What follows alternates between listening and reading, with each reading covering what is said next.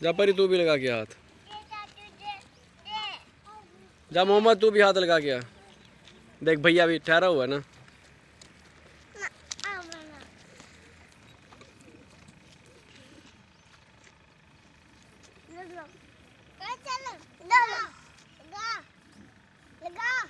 चल जा भैया ने पकड़ा हुआ है।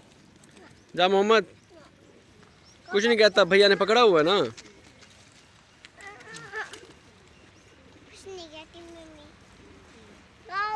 ऐसे खींच नहीं बेटा, नहीं मारते नहीं, बस ऐसे खींचते नहीं, फिर उसको दर्द होता है ना।